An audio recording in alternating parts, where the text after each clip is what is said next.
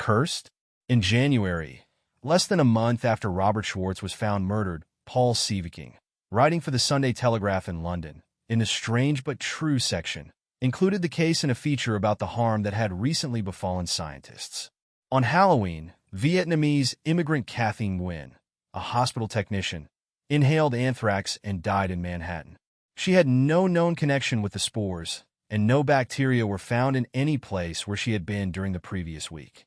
On November 12th, Dr. Benito K., a biologist, was attacked by 4 men wielding a baseball bat at the Miami Medical School. Then Harvard microbiologist Don Wiley, who was investigating immune disorders, vanished.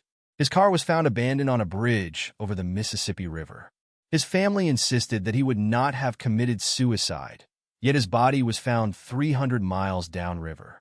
While investigators were still searching for him, Dr. Vladimir Pasechnik, a microbiologist who worked with biological weapons in the former Soviet Union, died of a stroke, and on December 14th, microbiologist said Van Nguyen suffocated in an Australian storage area full of gas. It seemed odd that so many scientists had died within a month of one another, and Schwartz was added to this list. As a murder victim, his case was among the most dramatic.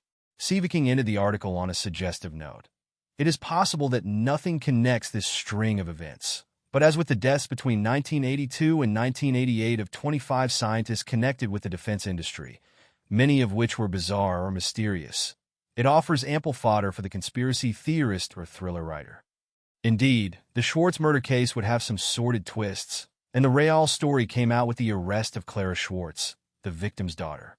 The police had interviewed her for 5 hours on December 12th, 2 days after the murder, and she had said then that she did not think that Hulbert, a recent acquaintance, would do such a thing.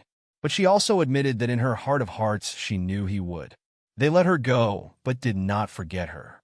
Soon they had reason to turn the investigative spotlight back on her. Apparently she had failed to tell them, when notified about her father's death, that Hulbert had told her on December 9th that he had committed the murder the day before.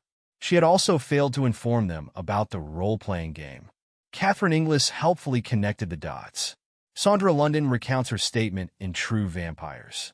She claimed to have had some idea of what was about to occur on December 8th when she and her boyfriend, Michael Fall, gave Hulbert a ride to the Schwartz home to do a job.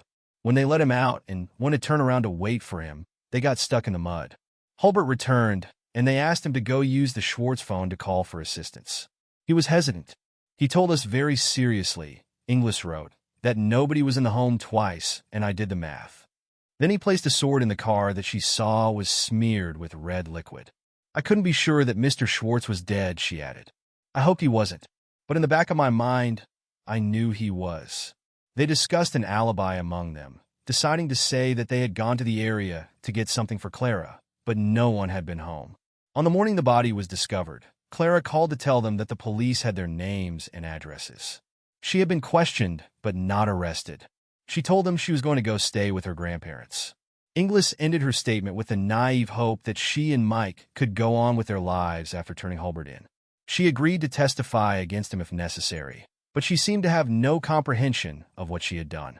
Had she genuinely been morally alarmed by what had occurred, she would not have participated in the construction of an alibi, but would have called the police herself. She did not. Neither did Clara.